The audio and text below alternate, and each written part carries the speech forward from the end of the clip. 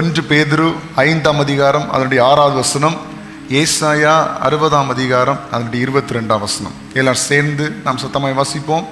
ஆகையால் ஏற்ற காலத்திலே தேவன் உங்களை உயர்த்தும்படிக்கு அவருடைய பலத்த கைக்குள் அடங்கியிருங்கள். சின்னவன் 1000 சிறியவன் பலத்த ஜாதியுமாவான். கர்த்தராகிய நான் ஏற்ற காலத்தில் இதை தீவிரமாய் நடப்பிப்பேன். ஆமென். இன்றைக்கு நம்ம தியானிக்க போகிற காரியம், சிறியவன் பலத்த ஜாதியும் ஆவான். எல்லாரும் சொல்லுங்க, சிறியவன் பலத்த ஜாதியாக மாறுவான். அப்படி நம்ம எல்லாரும் அறிந்திருக்கிறோம், கர்த்தருடைய பார்வையில் அவர் யாரை வேணாலும் அவர் மேன்மைப்படுத்த முடியும், யாரை வேண்டும் என்றாலும் அவர் உயர்த்த முடியும். அவர் தெரிந்து கொள்ளும் போதே பெரியவர்களை, சிறந்தவர்களை, உயர்ந்தவர்களை அவர் தெரிந்து கொள்ளுகிறது இல்லை. அவருக்கு யார் உண்மையா இருக்கிறாங்களோ அவங்கள தான் அவர் தெரிந்து கொள்ளுகிறார். அது சின்னவனாக இருந்தாலும் சரி, பெரியவங்களா இருந்தாலும் சரி, அவருக்கு யார் உண்மை உள்ளவர்களா இருக்கிறார்களோ அவர்களை கர்த்தர் தெரிந்து கொண்டு அவர் உயர்ந்த அடைக்கலத்தில் வைக்கிறார். மோசே ஆண்டவர் தெரிந்து கொள்ளும் போது அவர் அந்த எகிப்து தேசத்துக்கு வரும்போது எப்படி வந்தார் சொல்லுங்க பார்க்கலாம். மோசே வரும்போது எப்படி வந்தார்? முதல்ல வரும்போது எப்படி வந்தார்? குழந்தையா வந்தார். எப்படி வந்தார் குழந்தையாட்டு? நைல் நதியில, நாணல் பெட்டியில எங்க வந்தார்? எகிப்துக்கு வந்தார். எகிப்துக்கு வந்த உடனே பார்க்குறாங்க, குழந்தை அழகா இருக்கு, அழகான குழந்தையா இருக்கிறது. எடுத்து வளர்த்துறாங்க. எங்க வளர்த்துறாங்க? அரண்மனையில் வளர்த்துறாங்க. அரண்மனையில் வளர்த்தும் போது எல்லா விதமான கலைகளையும் அந்த மகனுக்கு என்ன செய்கிறார்கள்? கற்றுக் கொடுக்கிறார்கள். வேதம் சொல்லுகிறது, மோசே வாக்கிலும் செயலிலும் வல்லவனானான். எப்படி சொல்லுங்க எல்லாரும்? வாக்கிலும் செயலிலும் வல்லவனான். ஏன்னா அவர் அரண்மனையில் வளர்றதுனால அவனுக்கு வேண்டிய எல்லாவற்றையும் கற்றுக் கொடுக்குறாங்க. ஒரு சாதாரண பிள்ளை படிக்கிறதுக்கும் ஒரு அரண்மனையில் வாழ்கிற பிள்ளை படிக்கிறதுக்கு வித்தியாசம் உண்டு. அப்போ இந்த அரண்மனையில் இவன் வளர்கிறதுனால எல்லா விதமான கல்வியும் அவனுக்கு கற்றுக் கொடுக்கப்படுகிறது. எல்லா வித அடிமுறைகளும் கற்றுக் கொடுக்கப்படுகிறது. ஈஸியாக ஒருத்தனை கொண்டு புதைச்சிடுறான் ஒரே ஆளா. ஒருத்தரை கொன்றுலாம், தோண்டி புதைக்கிறது எவ்வளோ பெரிய காரியம், எவ்வளோ பலம் வேணும். ஒரே ஆளை செய்கிறான் இல்லை, அதுவும் வேகமாக செய்து முடிக்கிறான். மற்றவங்க பார்க்கறதுக்கு முன்னாடி மேக்சிமம் அவன் முயற்சி செய்கிறான். அப்படிப்பட்ட ஒரு திறமசாலியாய் எங்க வளருகிறார்? எகிப்து தேசத்தில் வளருகிறார். அப்போ ஆண்டவர் யோசிப்பார் தானே, எப்பா எப்படியாவது ஒரு திறமசாலி நம்ம என்ன செஞ்சிட்டோம், கண்டுபிடிச்சிட்டோம் அப்படின்னு சொல்லி அந்த நேரத்தில் தேவன் தெரிந்து கொண்டாரா மோசையை? அந்த நேரத்தில் பார்வோனுக்கு முன்னாடி நிற்பதற்கு மோசையை தெரிந்து கொண்டாரா? இல்லை. மறுபடி வனாந்தரத்தில் ஆடு மேய்க்கும்படியாக மோசையை ஆண்டவர் அனுப்புகிறார். அங்கே எந்த மனுஷனுக்கு கூட கான்டாக்ட் இல்லை, எந்த மனுஷனுக்கு கூட பேச்சுவார்த்தை இல்லை. பேச்சுவார்த்தை யார் கூடனா ஆடு மாடுகள் கூட. இப்போ 40 வருஷம் இந்த வனாந்தரத்தில் வேலை செஞ்சு இவனுக்கு பேச்சு திறமை எல்லாம் போச்சு, இவனுக்கு பலன் எல்லாம் குன்றி போச்சு, அடிக்கிறதுக்கெல்லாம் மறந்து போச்சு. அந்த பிராக்டிஸ்ல இருந்தால் தான் என்ன செய்ய முடியும்? ஒரு காரியத்தை செய்ய முடியும். டெய்லி வெயிட் தூக்குறவங்களா இருந்தா, டெய்லி கல்லெல்லாம் எடுத்து போடுறவங்களா இருந்தா உங்களால ஈஸியா கல் எடுத்து போட முடியும். இதே ஒரு 3 மாசம், ஒரு 4 மாசம் வீட்டில் ரெஸ்ட் எடுத்து பாருங்க, கல்லை தூக்கவே அம்மா ஒரு கல்லை தூக்கி போட்ட உடனே கை வலிக்குது, கால் வலிக்குது, இடுப்பு வலிக்குது, முதுகு வலிக்குது, எல்லா வலியும் வந்துடும். ஆனால் டெய்லி செஞ்சுட்டு இருக்கும்போது, புரியுதுங்களா உங்களுக்கு? இப்போ 40 வருஷம் மோசே எங்க இருக்கிறாரு? வனாந்தரத்தில். முதல்ல சொன்னேன், மோசே வாக்கிலும் செயலிலும் வல்லவனானான். இப்போ ஆண்டவர் தெரிந்தெடுக்கும் போது மோசே எப்படி இருக்கிறாரு? திக்குவாயும் மந்தனாவும். கவனிக்கிறீங்களா? பார்வோனுக்கு முன்னாடி நிக்க ஆண்டவர் தெரிந்து கொள்ளும் போது மோசே திக்குவாயும் மந்த நாம் உள்ளவன். ஆனா ஒரு காலத்துல மோசே எப்படி இருந்தாரு? வாக்கிலும் செயலிலும் வல்லவனா இருந்தார். அப்ப ஏன் ஆண்டவர் தெரிந்து கொள்ளல? பார்வோனுக்கு முன்னாடி அப்படி சாமர்த்தியமா பேசலாமே, பலமா நிக்கலாமே, ஏன் அப்ப தெரிந்து கொள்ளல? ஆண்டவருக்கு நம்ம திறமை முக்கியம் இல்லை, நமக்கு பலன் முக்கியம் இல்லை, நமக்கு அந்தஸ்து முக்கியம் இல்லை. தாழ்மையும் உண்மையும் உள்ளவர்கள் தான் தேவனுக்கு முக்கியம். தாழ்மையும் உண்மையும் உள்ளவர்கள் தான் கர்த்தர் தெரிந்து கொள்கிறார். மோசே எல்லோரை பார்க்கிலும் தாழ்மை உள்ளவனா இருந்தான், மனத்தாழ்மை உள்ளவனா. கர்த்தர் தெரிந்து கொண்டார். இப்ப பார்வோனுக்கு முன்னாடி நிறுத்துறாரு, இஸ்ரவேல் ஜனங்களை எகிப்திலிருந்து புறப்பட பண்ணுகிறார். அப்ப ஆண்டவருடைய பிள்ளையே, ஆண்டவர் அவருக்கு உயர்ந்தவங்க தான் வேணும், அவங்களுக்கு பெரியவங்க தான் வேணும், அப்படி அவர் பார்க்கறது இல்லை. உயர்ந்தவனா இருந்தாலும் சரி, தாழ்ந்தவனா இருந்தாலும் சரி, குறைந்தவனா இருந்தாலும் சரி, அதிகம் உள்ளவனா இருந்தாலும் சரி, உண்மையாய் ஆண்டவருக்கு செவி கொடுக்கிறவர்களை தேவன் தெரிந்து கொள்ளுகிறார். அப்ப இன்றைக்கு ஒருவேளை நீங்க அநேக விதங்களில் தாழ்த்தப்பட்டவர்களா இருக்கலாம். கர்த்தர் உங்களை பலத்த ஜாதியாக மாற்ற வல்லமுள்ளவராக இருக்கிறார். சிறியவன் என்றால் என்ன? சிறியவன் என்றால் என்ன? பலவீனனா இருக்கலாம், அந்தஸ்து இல்லாதவனா இருக்கலாம், முக்கியத்துவம் இல்லாதவனா இருக்கலாம். ஒருத்தங்களை பொருட்டாவே எண்ண மாட்டாங்க, அவங்க தான் யாரு? சிறியவர்கள். குடும்பத்துல நிறைய பேர் இருப்பாங்க, ஒருத்தங்களை மட்டும் மேட்ராவே எண்ண மாட்டாங்க.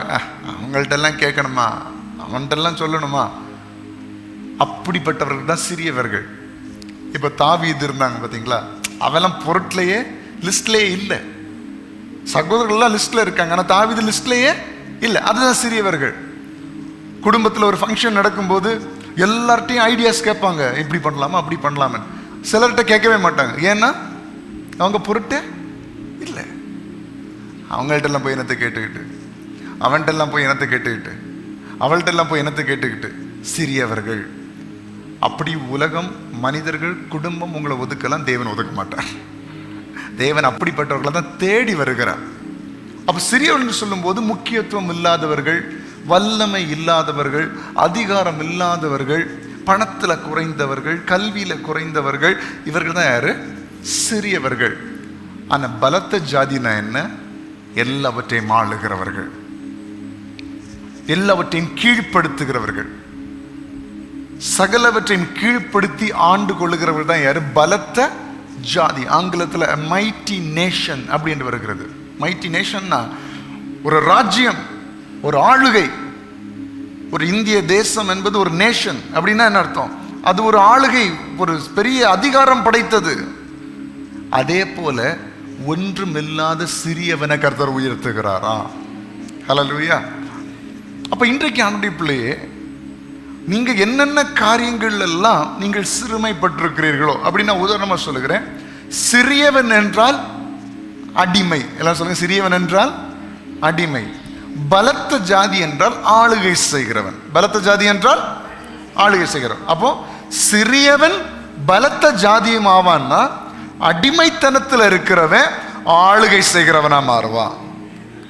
புரியுதுங்களா உங்களுக்கு சொல்றது? சிறியவனா யாரு? அடிமை. அவனுக்கு மேல பவர் இருக்கு, அவனுக்கு மேல நிறைய பேர் அவனை தாழ்த்துறாங்க, அவனை சப்ரஸ் பண்றாங்க, அவனை ஒடுக்குறாங்க. அதான் அடிமைத்தனம். அடிமைத்தனமா இருக்கிறவர்கள். இப்ப பலத்த ஜாதின்னு சொல்லும் போது ஆளுகை செய்கிறவர்கள் அப்படின்னா, அவனை இவ்வளவு நாள் அடிமைத்தனம் பண்ணி கொண்டிருந்த சக்திகளுக்கு மேலாக கர்த்தர் உயர்த்துவது. இவ்வளவு நாள் அவனை அடிச்சு தாத்து ஒண்ணும் இல்லாம பண்ணி வைத்து கொண்டிருந்த எல்லாவித பிரச்சனைகளையும் எல்லாவித சக்திகளுக்கும் மேல கர்த்தர் உயர்த்துவது தான் பலத்த ஜாதியாய் மாற்றுவது. நம்ம உலகத்தில் உள்ள பறவைகள் எல்லாத்தையும் பார்க்கிறோம். எல்லா பறவைகளும் மழை பெஞ்சா பறக்குமா? ரெயின் கோட் போட்டுட்டு பறக்கும் சொல்றீங்களா? பறக்குமா? மேக்சிமம் எல்லாம் என்ன செஞ்சிடும்? ஒதுங்கிரும். மரத்துக்கு கிளைகளுக்கு இடையில ஏதாவது ஷெட்டுக்கு கீழே எல்லாம் போய் ஒளிஞ்சுக்கும். ஆனா இந்த கழுகு இருக்கு பாத்தீங்களா, கழுகு மழை மேகத்துக்கு மேல பறக்கும். எப்படி பறக்கும்? மழை மேகத்துக்கு மேல. மழை மேகத்துக்கு மேல போயிட்டு அங்க என்ன இருக்காது? மழை இருக்காது. மழை மேகத்துக்கு கீழே தான் மழை இருக்கும். அதுக்கு மேல அந்த கழுகு பறக்கும், அதை அது ஆண்டு கொள்ளும். அப்ப தேவனுடைய பிள்ளைகள் சாதாரண பறவைகள் போல் அல்ல. வேதவசனம் சொல்லுகிறது, கர்த்தருக்கு காத்திருக்கிறவர்களோ புது பலன் அடைந்து கழுகுகளை போல செட்டைகளை அடித்து உயரே எழும்புவார்கள். நீ சிறியவனா இருக்கலாம், ஆனால் கர்த்தருக்கு காத்திருக்கும் போது கர்த்தருடைய பலத்த ஜாதியாய் மாற்றுகிறார்.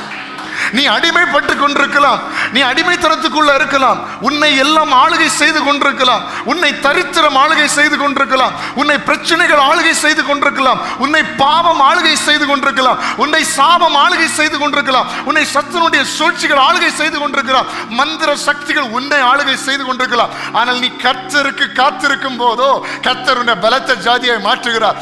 எப்படி ஒரு கழுகு மழை மேகத்துக்கு மேலாக பறக்கிறதோ அதே போல உன்னை இத்தனை நாள் அடிமைப்படுத்தி கொண்டிருந்த, இத்தனை நாள் உன்னை அழுத்தி கொண்டிருந்த, உன்னை கீழே தள்ளி கொண்டிருந்த எல்லா சக்திகளுக்கு மேல உன்னை ஆளுகை செய்யும்படியாக கர்த்தர் வைக்கிறார்.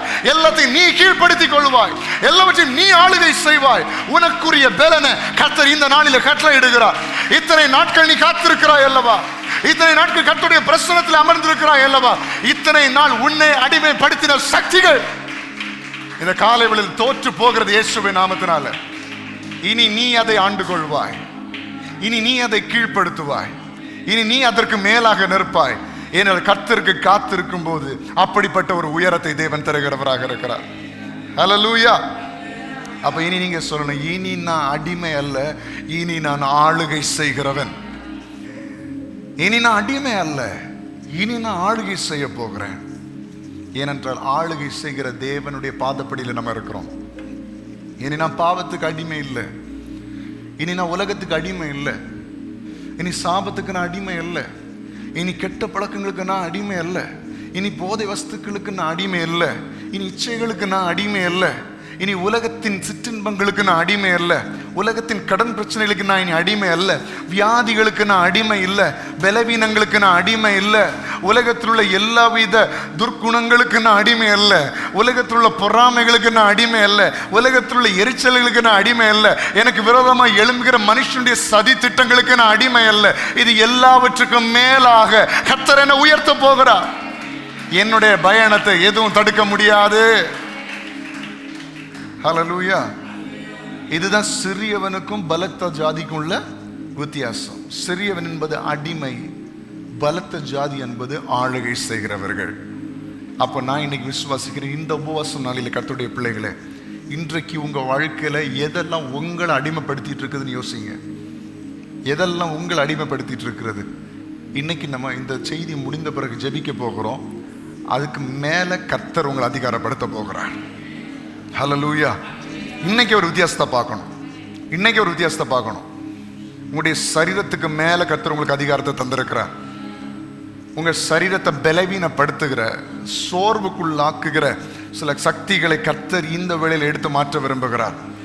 உங்களை பலவீனப்படுத்துகிற ஆவிகள் உங்களுடைய சரீரத்தை பலவீனப்படுத்தி சோர்வுக்குள்ளாக்கி, ஐயோ நான் ஏதோ பலவீனம் இருக்குமோ, ஏதோ பிரச்சனை இருக்குமோ என்று கேள்வியை எழுப்புகிற சில அந்தகார சக்தியின் வல்லமைகளை கர்த்தர் இந்த நாளிலே மேற்கொள்ளும்படியாக கர்த்தர் கிருபை செய்வார்.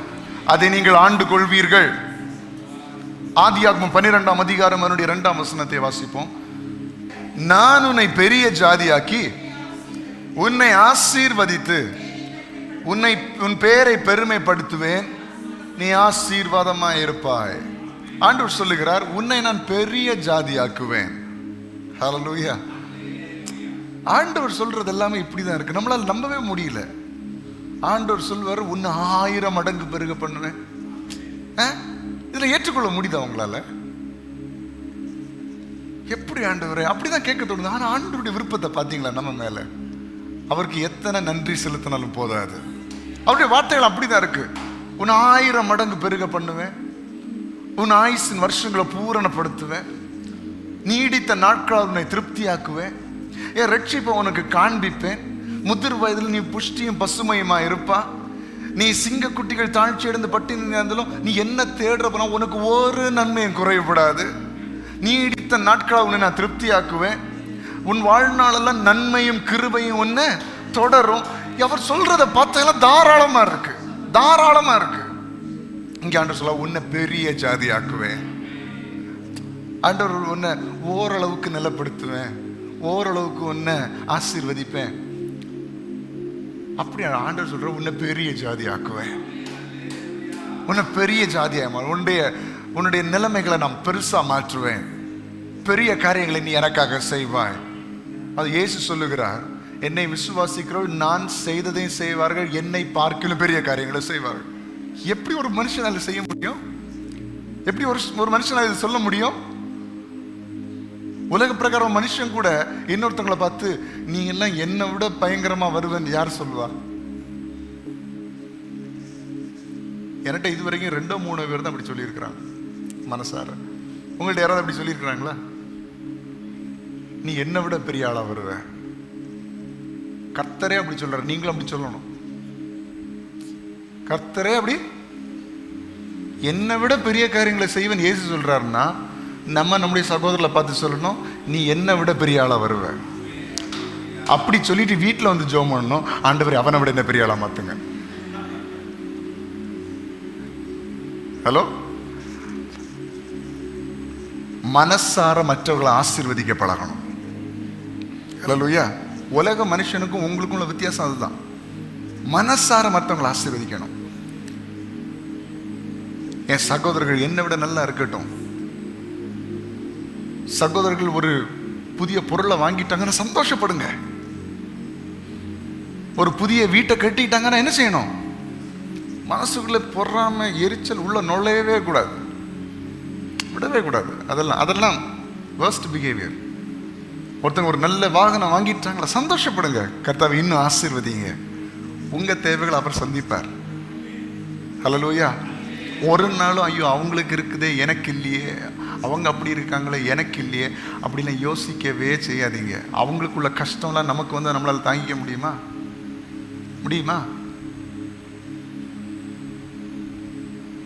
தாங்கிக்க முடியுமா? அவங்களுக்கு இருக்கிற வேதனை நமக்கு இருந்து தாங்கிக்க முடியுமா?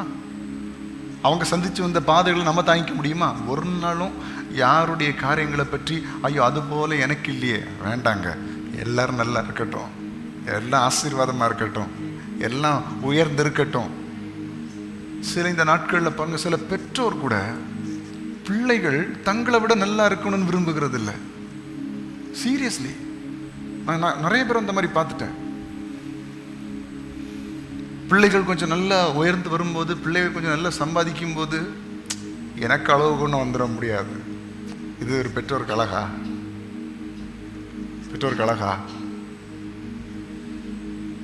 பிள்ளைகள் அதே நேரத்தில் என்ன மாதிரி ஒன்றும் அப்பா இல்லை, என்ன மாதிரி ஒன்றும் அம்மா இல்லை, அவங்கள விட நான் பயங்கர ஆளாக்கும், அவங்கள விட என்ன பயங்கர அறிவாக்கும். கர்த்தர் சொல்றாரு, என்னை விட பெரிய காரியங்களை செய்வீங்க. நமக்கு வாயிலிருந்து இன்னைக்கு என்ன வருது? நம்ம சொல்லணும், ஆண்டவரே எல்லாரையும் ஆசீர்வதிங்கப்பா, எல்லாரையும் உயர்த்துங்கப்பா. அப்படி சொன்ன உடனே உங்க ஆசீர்வாதம் தடைப்பட்டுருமா? நீங்க குறைஞ்சு போயிருவீங்களா?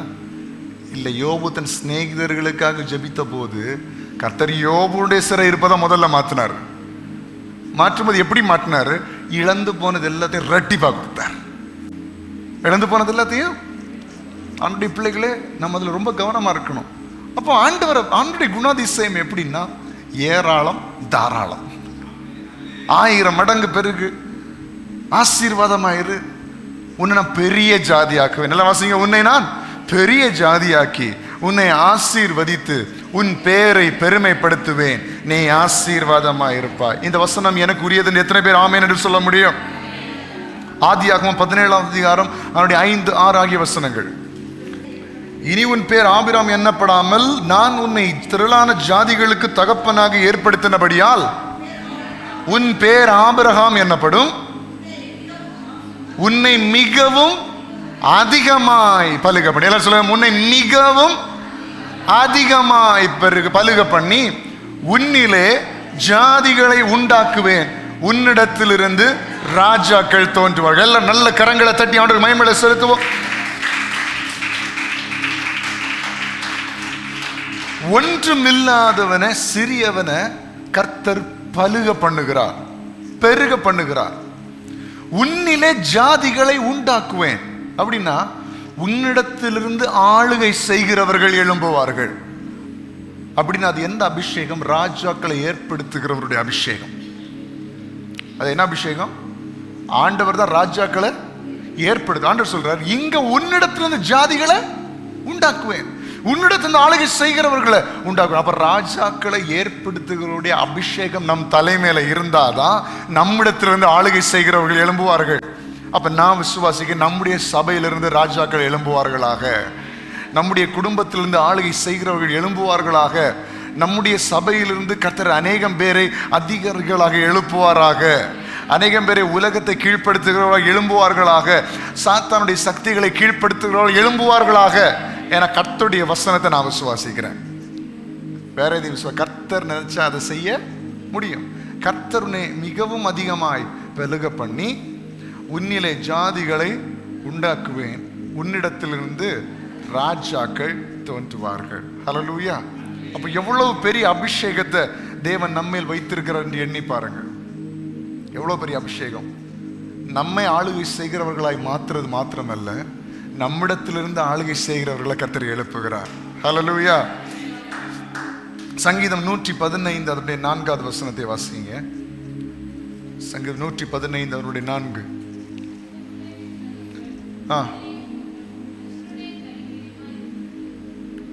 ஒரு நிமிஷம். பிள்ளைகளை பற்றி வருதா பாருங்க. 14, சாரி 4ஆம் வசனம் 14, 115 14. கர்த்தர் உங்களையும் உங்கள் பிள்ளைகளையும் வர்த்திக்க பண்ணுவார். எல்லாரும் சொல்லுங்க சத்தமா இந்த வார்த்தை அறிக்கை செய்யுங்க. கர்த்தர் என்னையும் என் பிள்ளைகளையும் வர்த்திக்க பண்ணுவார். இன்னும் சத்தமா சொல்லுங்க, கர்த்தர் என்னையும் என் பிள்ளைகளையும் வர்த்திக்க பண்ணுவார். விசுவாசிக்கிறீங்களா எத்தனை பேர்? கர்த்தருடைய வசனம் ஒவ்வொன்றும் ஆம் என்றும் இதை நீங்க சொல்லணும். கர்த்தர் என்ன பெருக பண்ணுவார், கர்த்தர் என் பிள்ளைகளை பெருக பண்ணுவார். நீங்க உங்க பிள்ளைகள் தலை மேல கை வச்சு சொல்லணும், கர்த்தர் என் பிள்ளைகளை பெருக பண்ணுவார்.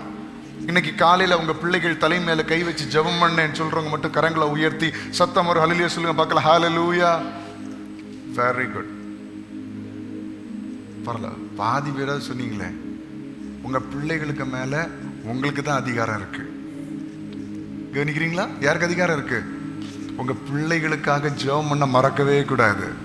உங்க பிள்ளைகள் மேல கை வச்சு நீங்க ஜெபம் பண்ணுங்க. என் பிள்ளை ஆசீர்வாதமா இருப்பான், என் மகள் ஆசீர்வாதமா இருப்பாள், என் பிள்ளைய பலவீனம் தொடாது, என் பிள்ளைய பிசாசு தொட முடியாது, என் பிள்ளைய கர்த்தர் பாதுகாப்பார், என் பிள்ளை பாவத்தில் விழாது, என் பிள்ளை சாபத்தில் விழாது, என் பிள்ளை ஆசீர்வதிக்கப்பட்டிருக்கும். தினமும் ஜெபிக்கணும். ஹல்லேலூயா.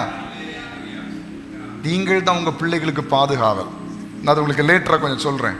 உங்க பிள்ளைகளுக்கான ஆசீர்வாதங்களை நீங்க தான் உங்க பிள்ளைகளுக்கு வாங்கி கொடுக்க வேண்டும். அதனுடைய கடமை உங்களை. அதனால தான் உங்களை கர்த்தர் பெற்றோரா வச்சிருக்கிறார். பெற்றோருடைய ரோல் என்ன தெரியுமா? பிள்ளைகளை நல்வழிப்படுத்துகிறது, பிள்ளைகளை கர்த்தருக்குள் நடத்துவது, பிள்ளைகளுக்கான ஆசீர்வாதங்களை தேவனிடத்திலிருந்து வாங்கி கொடுக்குவது. இதெல்லாம் 3 யாருடைய வேலை? பெற்றோருடைய வேலை. எப்படி? பிள்ளைகளை நல்வழிப்படுத்துகிறது, பிள்ளைகளை தேவனுக்குள் நடத்துவது. அதாவது உலக பிரகாரமாக நல்வழிப்படுத்துவதோடு கூட விட்டுறக்கூடாது. பிள்ளைகளை சத்தியத்தில் நடத்தணும், பிள்ளைகளை கர்த்தருக்குள் நடத்தணும். 3வது, தேவனுடைய ஆசீர்வாதங்களை பிள்ளைகளுக்கு வாங்கி கொடுக்கறது யார் தான்? நீங்க தான். ஏன்னா உங்க கட்டுப்பாட்டுக்குள்ளாக உங்களுடைய பிள்ளைகளை கர்த்தர் தந்திருக்கிறார். அப்போ இன்றைக்கு நான் சொல்ல விரும்புகிறது, நீங்கள் சிறியவர்களாக இருந்தாலும் கர்த்தர் பெரிய காரியங்களை செய்ய விரும்புகிறார். ஐயோ நான் சின்னவனா இருக்கிறேனே, சிறியவனா இருக்கிறேனே இல்ல, கர்த்தர் உங்களையும் வர்த்திக்க பண்ண விரும்புகிறார்.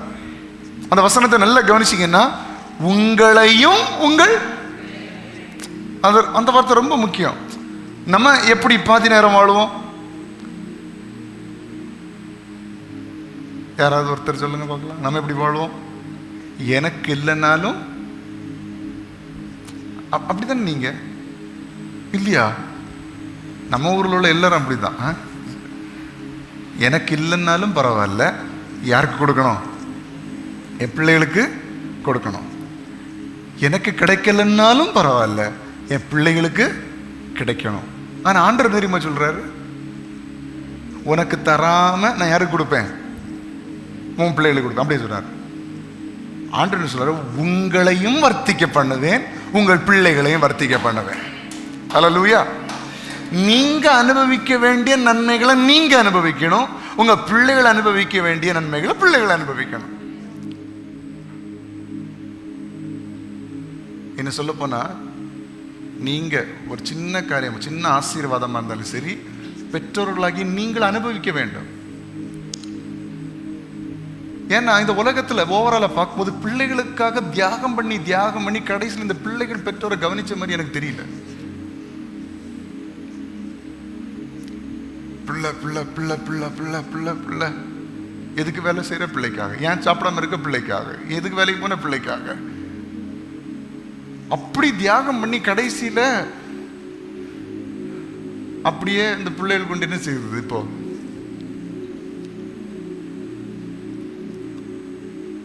முதியோர் இல்லத்தில் விட்டுறாங்க.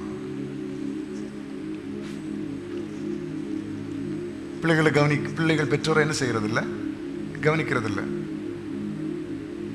ஆனா ரொம்ப பிள்ளைகளுக்காக இறங்காம கரெக்டா நடத்துற பிள்ளைகள் கொஞ்சம் நல்லா தான் இருக்கிறாங்க. கிடைக்கிறீங்களா?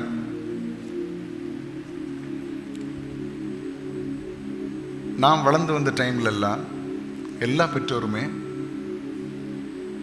அவங்களுக்கு காரியங்களை தியாகம் பண்ணிட்டு பிள்ளைகளுக்காக எல்லாத்தையும் சேர்த்து வைக்கக்கூடிய காலகட்டத்தில் நான் வாழ்ந்துட்டு இருந்தேன். நீங்கள் எப்படி வாழ்ந்துட்டு இருக்கீங்கன்னு எனக்கு தெரியல. நான் வளரும்போது அப்படிப்பட்டேன். ஆனால் ஏதாவது நல்ல பொருள் சாப்பிடுவதற்கு கிடைச்சது அப்படின்னு சொன்னால் எங்கள் அப்பா அம்மா எல்லாத்தையும் எனக்கு ஒதுக்கி வைப்பாங்க அப்படின்னு நீங்கள் நினைக்காதீங்க.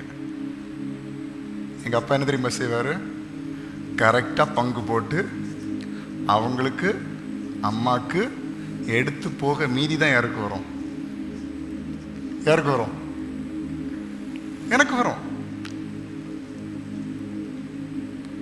அப்படி பையன் சொன்னோன்னே, அதுவும் இத்தனைக்கு நான் ஒரே பையன், ஒரே பையன் சொல்லிட்டு ஒரு இலக்காரம் ஒன்றும் கிடையாது. அவங்க அனுபவிச்சு போக தான் என்ன வரும், எனக்கு வரும். நான் ஸ்கூல் முடிச்சு காலேஜெலாம் வரும்போது நான் பார்த்துருக்குறேன், என்னுடைய எல்லா நண்பர்களுக்கும் நல்ல ஃபோன் இருக்கும். கவனிக்கிறீங்களா? எல்லா நண்பர்களுக்கும் நல்ல ஃபோன் இருக்கும். இவனுங்க தான் முதல்ல நல்ல ஃபோன் வாங்குவாங்க. வாங்கி அப்பா அம்மாட்ட சண்டை போட்டு அடி போட்டு வாங்கி அந்த நல்ல ஃபோன் நாசம் ஆனதுக்கு பிறகு அது யார்கிட்ட போகணும், அவங்க அப்பாட்ட போகும். அப்படின்னா அந்த ஃபோன் நாசம் என் அப்பாட்ட போகுதுன்னா அவன் அடுத்த இன்னும் நல்ல ஃபோன் என்ன செஞ்சுருப்பான், வாங்கி நாசானது அப்படி போகும். அப்பாட்ட இருந்து நாசானதுக்கப்புறம் யார்கிட்ட போகும், அம்மாட்ட போகும்.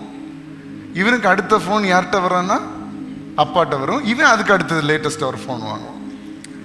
எனக்கு ஃப்ரெண்ட்ஸுக்கு எல்லாருக்கும் நிலைமை இதுதான். ஆனால் எங்கள் வீட்டில் எப்படி தெரியுமா, நான் எம்ஏ முடிக்கிறது வரைக்கும் என்கிட்ட ஸ்மார்ட் ஃபோனே கிடையாது. கீபேட் ஃபோன் தான் எனக்கு உண்டு. அப்படியே வரும்போதும் எங்கள் அப்பா யூஸ் பண்ணி நாசான மொபைல் தான் யார்கிட்ட வரும், எனக்கு கைக்கு வரும். அவங்க அதில் ரொம்ப தெளிவாக இருந்தாங்க. ஏன்னா எல்லா பிள்ளைகளுக்கும் அதை எல்லா பெற்றோருக்கும் அதை டீச் பண்ணுவாங்க. நீங்கள் சாப்பிடாம உங்கள் பிள்ளைகளுக்கு என்ன செய்யாதீங்க, எடுத்து வைக்காதீங்க. நீங்கள் சாப்பிட்டு பிள்ளைகளுக்கு கொடுங்க. பிள்ளைகளுக்கும் அதை கற்றுக் கொடுக்கணும். வீட்டில் இருக்கிற எல்லாருக்கும் கொடுத்து என்ன செய்யணும், சாப்பிடக்கூடிய பிஹேவியரை நீங்கள் உங்கள் பிள்ளைகளுக்கு கற்றுக் கொடுக்கணும். அப்பா அம்மாவுக்கு கொடுக்கணும், சகோதரனுக்கு கொடுக்கணும், வீட்டில் இருந்த யாருக்காவது கொடுக்கணும், வீட்டில் இருக்கிற பெரியவங்களுக்கு கொடுக்கணும், வயசானவங்களுக்கு. நாங்கள்லாம் என்ன பொருள் வாங்கிட்டு வந்தாலும் எங்கள் பாட்டிக்கு தாத்தாவுக்கெல்லாம் கொடுக்காம சாப்பிட்டதே கிடையாது. இல்லைன்னா அப்போ ரொம்ப டென்ஷன் ஆயிடுவார். வீட்டில் இருக்கிற வயசானவங்களுக்கு ஏன்னா சொல்லுவாங்க, வீட்டில் இருக்கிற சின்ன பிள்ளைகளோட வயசானவங்களுக்கு தான் என்ன இருக்கும், அதிகமான ஆசை இருக்கும். But they Gantt express. அதை அவங்க வெளியே சொல்ல முடியாது, வெளியே அவங்க காட்டிக்க மாட்டாங்க. வீட்டில் ஏதாவது ஒரு ஸ்வீட் வாங்கினாலோ, ஒரு ஸ்நாக்ஸ் வாங்கினாலோ, இல்லை யாராவது எங்களை விசிட் பண்ணுறவங்க யாராவது பொருட்கள் கொடுத்தாலோ, வீட்டில் இருக்கிற முதியவர்களுக்கு, பாட்டி தாத்தாவுக்கு எல்லாருக்கும் கொடுத்து போக தான் நம்ம என்ன செய்யணும், எல்லாத்தையும் கரெக்டாக ஷேர் பண்ணி சாப்பிடணும். இதை அப்போ ரொம்ப முக்கியத்துவப்படுத்துவாங்க. அப்போ ஆண்டுடைய பிள்ளையே நீங்க உங்களுக்கு வேண்டாம், உங்களுக்கு தேவையில்லை, எல்லாத்தையும் பிள்ளைகளுக்காக பிள்ளைகளுக்காக பிள்ளைகளுக்காகன்னா கடைசியில் அதில் பாதிக்கப்பட போகிறது யாரு? நீங்க தான். சரியான விதத்தில் பிள்ளைகளை வளர்க்கணும், சரியான விதத்தில் பிள்ளைகளுக்கு சொல்லி கொடுக்கணும். பெற்றோரை கவனிக்க வேண்டிய விதத்தில் நீ என்ன செய்யணும்? பெற்றோரை கவனிக்கணும். ஏதாவதுன்னா ஷேர் பண்ணி கொடுக்கணும், ஷேர் பண்ணி சாப்பிடணும். இதெல்லாம் பிள்ளைகளுக்கு நாம் சிறு வயதிலிருந்து என்ன செய்யணும்? கற்றுக் கொடுக்க வேண்டும், கொடுக்க வைக்கணும், மற்றவங்களுக்கு கொடுக்க வைக்கணும். அப்படி பழக பழகதான் அந்த பிள்ளைகள் வளரும் போதும் கொடுக்கிற பிள்ளைகளாக வளர்வார்கள். அப்ப அன்றைய பிள்ளைகளை கர்த்தர் என்ன சொல்றாரு? உன் பிள்ளைகளை மட்டும் ஆசீர்வதிப்பேன், நீ உன் பிள்ளைகளுக்காக தியாகம் பண்ணு, உன் பிள்ளைகளுக்காக எல்லாத்தையும் ஒதுக்கிட்டு நீ ஒன்றும் சாப்பிடாம கடை, நீ ஒன்றும் ஆசீர்வதிக்கப்படாம இரு, நீ எதை அனுபவிக்காத, உன் பிள்ளைகள் எல்லாத்தையும் அனுபவிக்கிட்டு ஆண்டவர் சொல்ற. ஆண்டவர் சொல்றாரு, நான் உங்களையும் வர்த்திக்க பண்ணுவேன், உங்க பிள்ளைகளையும் வர்த்திக்க பண்ணுவேன். அப்படிப்பட்ட நல்ல ஆண்டவர் உங்களுக்கு கொடுக்கப்பட்டிருக்கிறார். உங்களையும் வர்த்திக்க பண்ணுவார், உங்க தேவைகளை சந்திப்பார், உங்களை ஆசீர்வதிப்பார், உங்க பிள்ளைகளை ஆசீர்வதிப்பார். அப்படின்னு அர்த்தம் என்ன? உங்களையும் கர்த்தர் பெரிய ஜாதியா மாற்றுவார், உங்க பிள்ளைகளையும் கர்த்தர் பெரிய ஜாதியா மாற்றுவார். நீங்கள் அடிமைப்பட்டிருக்கிற எல்லா காரியங்களிலிருந்து உங்களை விடுவிப்பார், உங்க பிள்ளைகள் அடிமைப்பட்டிருக்கிற எல்லா காரியங்களிலிருந்து உங்களை விடுவிப்பார். விசுவாசிக்கிறவங்க எல்லாம் நல்ல கரங்களை தட்டி ஆண்டவருக்கு மகிமைகளை செலுத்துவோம். ஹல்லேலூயா. நீங்க எங்க இருந்தாலும் நீங்கள் பலத்த ஜாதியா இருப்பீர்கள். நீங்க எங்க இருந்தாலும் உங்களை கர்த்தர் ஆசீர்வதிக்க முடியும். இந்த இடத்துல தான் அப்படின்னு இல்லை, கர்த்தர் உங்களை எங்க வச்சிருக்கிறாரோ அந்த இடத்துல நீங்கள் பலத்த ஜாதியா இருப்பீர்கள். ஒருவேளை ஆரம்பம் சின்னதா இருக்கலாம், ஆனா கர்த்தர் உங்களை பலத்த ஜாதியாய் மாற்றும் போது பெரிய அதிசயமாக இருக்கும். யோபு 8வது அதிகாரம் 7ஆம் வசனம், வேகமா வாசிப்போம் 2-3 வசனங்களை. உம்முடைய துவக்கம் அற்பமாயிருந்தாலும் உம்முடைய முடிவு சம்பூர்ணமாக இருக்கும். ஹல்லேலூயா. ஆரம்பம் சிறியவன் என்கிற ஸ்தானத்தில் இருந்தாலும் முடிவு பெரிய ஜாதி என்கிற சம்பூர்ணத்துல தான் முடியும். ஹல்லேலூயா. ஆரம்பம் சின்னதா இருந்தாலும், ஆரம்பம் சிறியதா இருந்தாலும் உங்களுடைய முடிவு பலத்த ஜாதி, ஆளுகை செய்கிறவர்களாக இருப்பீர்கள். அதுக்கு உதாரணமாக மத்தேயு 13ஆம் அதிகாரம் 31-32 ஆகிய வசனங்களை நாம் வாசிக்கலாம். வேறொரு உவமை அவர்களுக்கு சொன்னார். பரலோக ராஜ்யம் கடுகு விதைக்கு ஒப்பா இருக்கிறது. அதை ஒரு மனுஷன் எடுத்து தன் நிலத்தில் விதைத்தான். 32, அது சகல விதைகளிலும் சிறியதா இருந்தோம். கடுகு விதை எப்படி இருக்குது? சகல விதைகளிலும் சிறியதா இருக்கிறது பார்க்கிறதுக்கு. வளரும் போது சகல பூண்டுகளிலும் பெரியதாகி ஆகாயத்து பறவைகள் அதன் கிளைகளில் வந்து அடையத்தக்க மரமாகும் என்று சொன்னார். எல்லாரும் கரங்களை தட்டி ஆண்டு மகிமையை செலுத்துங்க பார்க்கலாம். ஓ, சிறிய துவக்கத்தை பார்க்கிறதுக்கு கடுகு விதைய போல இருக்கலாம். ஒரு பறவை அதை கொத்தி எடுத்துட்டு போகிறது கூட முடியாத அளவு தான் அந்த கடுகு விதை அளவு. ஆனால் அது வளரும் போது பறவைகள் வந்து அடைக்கலம் புகக்கூடிய அளவுல அது ஒரு பெரிய மரமாக மாறுகிறது, ஒரு பெரிய அடைக்கல பட்டணமாக மாறுகிறது. கர்த்தருடைய பிள்ளையை, உன்னுடைய சூழ்நிலை நீங்க பார்க்காதீங்க, உங்களுடைய கஷ்டங்களை பார்க்காதீங்க. இன்னைக்கு எவ்வளவு சிறியவர்களா நீங்க இருக்கிறீங்க, எவ்வளவு தாழ்மையில இருக்கிறீங்க, எவ்வளவு ஏழ்மையில இருக்கிறீங்கன்னு பார்க்காதீங்க. நீங்க கர்த்தருடைய கருத்தில் அடங்கி இருப்பீர்களானால், கர்த்தருடைய பலத்த கருத்துக்குள் இருப்பீர்களானால், ஒரு நாள் இந்த மரத்தை போல அநேகருக்கு அடைக்கலம் கொடுக்கக்கூடிய அளவுல, ஒருவேளை இன்னைக்கு நீ எனக்கு யார் அடைக்கலம் தருவா, யார் எனக்கு புகலிடம் தருவா, நான் எங்க போவேன், யாரிடத்துல போவேன் என்ற கண்ணீரோடு நீங்க இந்த இடத்துல இருக்கலாம். ஆனால் நீங்க கர்த்தரிடத்துல காத்திருக்கும் போது, கர்த்தருடைய பலத்த கருத்துக்குள் இருக்கும் போது, ஒரு நாள் உங்களை கர்த்தர் அநேகருக்கு அடைக்கலம் கொடுக்கக்கூடிய அளவுல, அநேகரை ஆதரிக்கக்கூடிய அளவுல, அநேகருக்கு உதவிகளை செய்யக்கூடிய அளவுல, அநேகரை பாதுகாக்கக்கூடிய அளவுல, அநேகர் கர்த்தரிடத்துல உங்களை திருப்பக்கூடிய அளவுல கர்த்தர் உங்களை உயர்த்தி ஆசீர்வதிப்பார். ஏன்னா கர்த்தருக்கு காத்திருக்கக்கூடிய வாழ்க்கையில் இப்படிப்பட்ட காரியங்கள் நடக்கும். இது மனுஷனுடைய பலத்தினால் அல்ல, இது கர்த்தருடைய பலத்தினால், கர்த்தருடைய கரத்தினால் இது நடக்கிறது. எங்க இருந்தாலும் நீங்க ஆசீர்வாதமா இருப்பீங்க. யாத்திராகமம் 1ஆம் அதிகாரம் 7ஆம் வசனம், 8ஆம் வசனம், 9ஆம் வசனத்துல பார்க்கும்போது அங்க வேத வசனம் இப்படியாக சொல்லுகிறது. அவங்க எகிப்து தேசத்துல இருக்கும்போது கூட அவங்க அங்கே பலத்திருந்தார்களாம். இதுதான் கர்த்தருடைய கிரியை. பாருங்க, 1ஆம் அதிகாரம் 7ஆம் வசனம் வாசிங்க எல்லாரும் சத்தமா. இஸ்ரவேல் புத்திரர் மிகுதியும் பலுகி ஏராளமாய் பெருகி பலத்திருந்தார்கள். தேசம் அவர்களால் நிறைந்திருந்தது. கரங்களை தட்டி ஆண்டவருடைய மகிமையில செலுத்துங்க. ஹல்லேலூயா. நீங்க கர்த்தருடைய பிள்ளைகளா இருந்தா நீங்க எங்க இருந்தாலும் பலத்திருப்பீர்கள். எகிப்தில் இருந்தாலும் பலத்திருப்பீங்க, கானான்ல இருந்தாலும் பலத்திருப்பீங்க. எகிப்து தேசத்துல கர்த்தர் உங்களை உட்கார வச்சிருந்தாலும் அங்கேயும் கர்த்தர் உங்களை பலத்து தான் இருக்க பண்ணுவார். பெரிய ஜாதியா தான் உட்கார வைப்பார். 8ஆம் வசனம். யோசேப்பை அறியாத புதிய ராஜன் ஒருவன் எகிப்தில் தோன்றினான். அவன் தன் ஜனங்களை நோக்கி, இதோ இஸ்ரவேல் புத்திரராகிய ஜனங்கள் நம்மிலும் ஏராளமானவர்களும் பலத்தவர்களுமாய் இருக்கிறார்கள். கர்த்தருடைய பிள்ளைகள் உலகத்தை பார்க்கிலும் பலத்தவர்களாய் இருப்பார்கள். நீ அடிமை அல்ல, நீ ஆளுகை செய்கிறவன். கர்த்தர் உன்னை அடிமையாக அழைக்கல, உங்களை சுயாதீனனாய், உங்களை விடுதலையாக்கப்பட்டவனாய் மாற்றும்படியாக தான் என் இயேசு சிலுவையில் அடிமையாக நின்றார். என் இயேசு தன்னுடைய இரத்தத்தை சிந்தினார், அவருடைய சரீரத்தை பிட்க ஒப்பு கொடுத்தார். இன்றைக்கு தேவனுடைய பிள்ளையே, உங்களுடைய சிறை இருப்பையும் உங்களுடைய அடிமைத்தனத்தையும் என் தேவன் மாற்ற வல்லமையுள்ளவராக இருக்கிறார். யோசேப்பு சிறியவனாய் இருந்தான், கர்த்தருடைய கருத்தில் அடங்கி இருந்தான், பலத்த ஜாதியை கர்த்தர் மாற்றினார். தாவீது சிறியவனாய் இருந்தான், கர்த்தருடைய கரத்தில் அடங்கி இருந்தான், கர்த்தர் பலத்த ஜாதியாக மாற்றினார். இன்றைக்கு அதே தேவன் சற்றும் வல்லமை குறையாதவராக இன்றைக்கு உங்கள் நடுவில் வாசம் செய்து கொண்டிருக்கிறார். உங்களுடைய குடும்பங்களில் வாசம் செய்து கொண்டிருக்கிறார். இந்த உபவாசம் நாளில் வாசம் செய்து கொண்டிருக்கிறார். நீங்க எப்படிப்பட்டவர்களாக இருந்தாலும் கர்த்தருடைய கரத்தில் மாத்திரம் அடங்கி இருப்பீர்கள் என்றால், தாவீதை உயர்த்தின அதே தேவன், யோசேப்பை உயர்த்தின அதே தேவன், கர்த்தர் உங்களையும் உயர்த்தி பலத்த ஜாதியாய் மாற்ற வல்லமையுள்ளவராக இருக்கிறார்.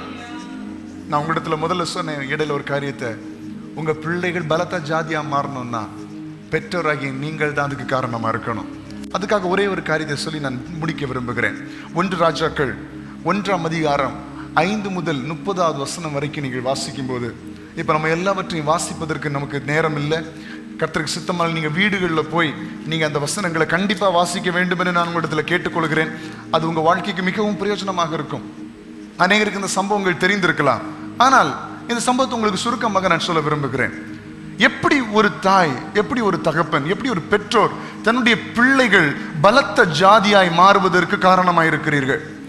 இந்த இடத்துல தாவீது ஏற்கனவே சொல்லி இருக்கிறார், தேவனும் ஏற்கனவே சொல்லி இருக்கிறார், தாவீது மரித்ததுக்கு பிறகு சாலமோன் ராஜாவாக மாற்றப்படுவான். எப்படி?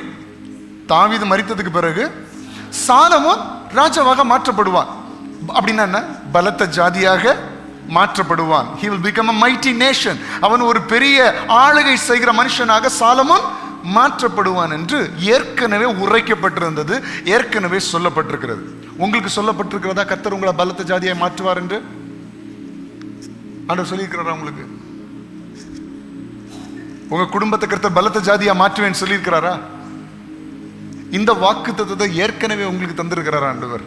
இந்த சின்னவன் 1000 சிறியவன் பலத்த ஜாதி மாவன் என்கிற வாக்குத்தத்தத்தை இந்த உபவாச கூட்டங்களுக்கு முன்னாடியே ஏற்கனவே இந்த வாக்குத்தத்தத்தை கர்த்தர் எனக்கு கொடுத்திருக்கிறார் என்று சொல்றவங்க மட்டும் கரங்களை உயர்த்தி காண்பீங்க பார்க்கலாம். See, most of the people, ஆண்டவர் எப்படி நல்லவர் பார்த்தீங்களா? அப்போ இந்த வாக்குத்தத்தத்தை நீங்க பெற்றிருக்கிறீங்கல்ல, ஏற்கனவே கர்த்தர் இந்த வாக்குத்தத்தத்தை தந்திருக்கிறார். நீ பெரிய ஜாதியாக மாறுவாய், முன்ன நான் பலத்த ஜாதியை மாற்றுவேன் சொல்லி இருக்கிறார். அப்போ இந்த வாக்கு தத்தம் உங்க வாழ்வில் நிறைவேற முடியாதபடிக்கு சில சக்திகள் எழும்பும், சில பிசாசுகள் எழும்பும், சில மனிதர்கள் எழும்புவார்கள். இங்க சாலமோனுக்கு ஏற்கனவே அறிவிக்கப்பட்டு விட்டது, தாவீதுக்கு அப்புறம் சாலமோன் தான் ராஜா, சாலமோன் தான் பலத்த ஜாதியா மாற்றப்படுவான் என்று ஏற்கனவே சொல்லப்பட்டது, ஏற்கனவே வாக்குத்தத்தம் பண்ணப்பட்டது. ஆனா இதை நிறைவேற முடியாதபடிக்கு ஒரு சத்துரு எழும்புகிறான். அவன் பேர் என்ன? 5ஆம் வசனத்துல, ஆகியத்திற்கு பிறந்த அதோனியா என்பவன் நான் ராஜா ஆவேன் என்று சொல்லி தன்னைத்தான் உயர்த்தி தனக்கு ரதங்களையும் குதிரை வீரரையும் தனக்கு முன் ஓடும் 50 காலாட்களையும் சம்பாதித்தான்.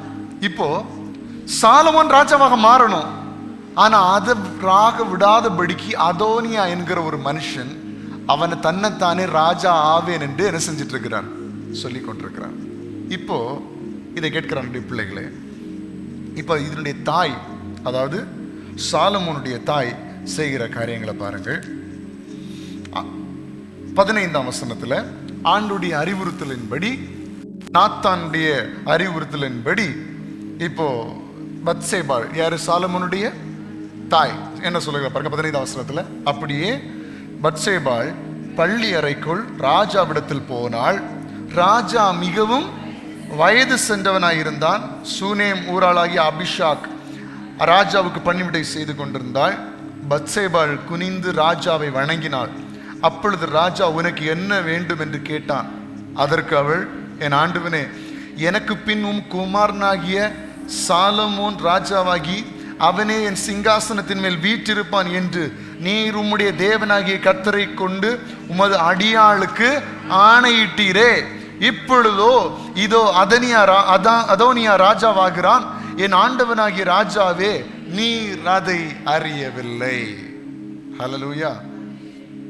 இப்போ தாய் தன்னுடைய மகளுக்காக ராஜாவினிடத்தில் நிற்கிறார். ஆண்டவர் சொல்லி இருக்கிறார், சிறியவன் பலத்த ஜாதியாக மாறுவான். ஆண்டவர் சொல்லி இருக்கிறார், உங்களையும் நான் வர்த்திக்க பண்ணுவேன், உங்க பிள்ளைகளையும் வர்த்திக்க பண்ணுவேன். இந்த வாக்குத்தத்தங்கள் உங்க வாழ்க்கையில், உங்க குடும்பத்தில் நிறைவேற முடியாதபடிக்கு ஒருத்தன் எழும்புகிறான், அதோனியா. இப்ப உங்க வாழ்க்கையிலும் உங்க பிள்ளைகளுடைய வாழ்க்கையிலும் கர்த்தருடைய விருப்பம் நிறைவேற முடியாதபடிக்கு, கர்த்தர் பலத்த ஜாதியாய் மாற்ற முடியாதபடிக்கு சில அதோனியாக்கள் எழும்பி இருக்கலாம். உங்க குடும்பத்தில் எழும்பி இருக்கலாம், உங்க பிள்ளைகளுடைய வாழ்க்கையில் எழும்பி இருக்கலாம். இன்னைக்கு அதை நீங்க சோதி தெரியணும். யார் என்னுடைய வாழ்க்கைக்கு விரோதமா எழும்பி இருக்கிறார்? எந்த சத்ருவின் கிரியை என்னுடைய வாழ்க்கைக்கு விரோதமா எழும்பி இருக்கிறது? நீங்க ராஜாவினிடத்துல வரணும். நீங்க உங்க பரலோக ராஜாவினிடத்துல வரணும். நீங்க இயேசு ராஜாவினிடத்துல வரணும். வந்து, ஆண்டவரே, நீங்க எனக்கு சொல்லி இருக்கிறீங்க அல்லவா, என் பிள்ளைகளை வர்த்திக்க பண்ணுவேன், என்ன வர்த்திக்க பண்ணுவேன், உன்னை நான் பலத்த ஜாதியை மாற்றுவேன் நீங்க சொல்லி இருக்கிறீங்கல்லப்பா. அதுக்கு விரோதமா சில சக்திகள் எழும்புகிறது. நீர் எனக்கு பதில் தர வேண்டும். நீர் எனக்கு பதில் தர வேண்டும். இந்த தாய் சாலமோனுக்காக ராஜாவினிடத்தில் போனாள் அல்லவா. நீங்களும் உங்க பிள்ளைகளுக்காக ஆண்டவரிடத்தில் போக வேண்டும். நீங்க உங்க குடும்பத்துக்காக ஆண்டவரிடத்தில் போக வேண்டும். நீங்க உங்க வாழ்க்கைக்காக ஆண்டவரிடத்தில் போக வேண்டும். நீங்க உங்க வேலைக்காக ஆண்டவரிடத்தில் போக வேண்டும்.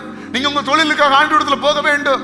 நீங்க உங்க வாழ்வின் முன்னேற்றத்துக்காக ஆண்டவரிடத்தில் போக வேண்டும். ஆண்டவரிடத்தில் போய், ஆண்டவரே, நீங்க சொன்னீங்களே அப்பா, அதை தடுக்கும்படியாக சில சக்திகள் எழும்பி இருக்கிறது, அதை தடுக்கும்படியாக சில போராட்டங்கள் எழும்பி இருக்கிறது. இந்த உபவாச நாட்களிலே உம்முடைய வாக்குத்தத்தத்தை கொண்டு உம்மிடத்தில் வருகிறேன். நீர் எங்களை பலத்த ஜாதியாய் மாற்றுவேன் என்று சொல்லி இருக்கிறேன். அதுக்கு தடையாக இருக்கிற எல்லாவற்றையும் கர்த்தர் முறியடியும். இப்படி பத்சேபாளும் சாலமோனும் ராஜாவினிடத்துல போய் கேட்ட போது தாவீது ராஜா சொல்லுகிறார் 28வது வசனத்துல, அப்பொழுது தாவீது ராஜா, எல்லாரும் வாசிங்க, அப்பொழுது தாவீது ராஜா பிரதியுத்தரமாக, பத்சேபாளை என்னிடத்தில் வரவழையுங்கள் என்றான். அவள் ராஜ சமூகத்தில் பிரவேசித்து ராஜாவுக்கு முன்னே நின்றாள். அப்பொழுது ராஜா, உன் குமாரனாகிய சாலமோன் எனக்கு பின் அரசாண்டு அவனே என் ஸ்தானத்தில் என் சிங்காசனத்தின் மேல் வீற்றிருப்பான் என்று நான் உனக்கு இஸ்ரவேலின் தேவனாகிய கர்த்தர் மேல் ஆணையிட்டபடியே இன்றைக்கு செய்து தீர்ப்பேன் என்பதை என் ஆத்துமாவை எல்லா இக்கட்டுக்கும் நீங்களாக்கி மீட்ட கர்த்தருடைய ஜீவனை கொண்டு சொல்லுகிறேன் என்று ஆணையிட்டான். நல்ல கரங்களை தட்டி அந்த ஜீவனுள்ள தேவனுக்கு மகிமைகளை செலுத்துவோமா? ஹல்லேலூயா. கர்த்தரிடத்துல நீங்க உங்க குடும்பத்துக்காக போய் நிற்கும் போது கர்த்தர் அந்த வாக்குத்தத்தங்களை நிறைவேற்றுகிறார். கர்த்தர் அதை செயல்படுத்துகிறார். இன்றைக்கு இந்த நாளிலே, இந்த 9வது நாளிலே கர்த்தர் உங்களுக்கு நினைவுபடுத்த விரும்புகிறார். நீ சிறியவனா இருந்தாலும் உன்னுடைய வாழ்க்கை பலத்த ஜாதியாக மாறும். ஏற்கனவே தடைபட்டிருக்கிற வாக்குத்தத்தங்கள், ஏற்கனவே தடைபட்டிருக்கிற ஆசீர்வாதங்கள் இந்த நாளில் நீ ஆண்டவரிடத்துல கேட்கும் போது, உன் குடும்பத்துக்காக, உன் வீட்டிற்காக, உன்னுடைய புருஷனுக்காக, உன்னுடைய மனைவிக்காக, உன்னுடைய பிள்ளைகளுக்காக, உன்னுடைய ஊழியத்துக்காக, உன்னுடைய சபைக்காக, உன்னுடைய வீட்டிற்காக நீ ஆண்டவரிடத்துல நிற்கும் போது கர்த்தர் மீண்டும் எல்லாவற்றையும் நிறைவேற்றுகிற தேவனாக இருக்கிறார். கர்த்தருடைய பலத்த கருத்துக்குள்ள அடங்கி இருங்க. நீங்கள் சிறியவர்களாக இருந்தாலும் கர்த்தர் உங்களை பலத்த ஜாதியாக மாற்றுவார்.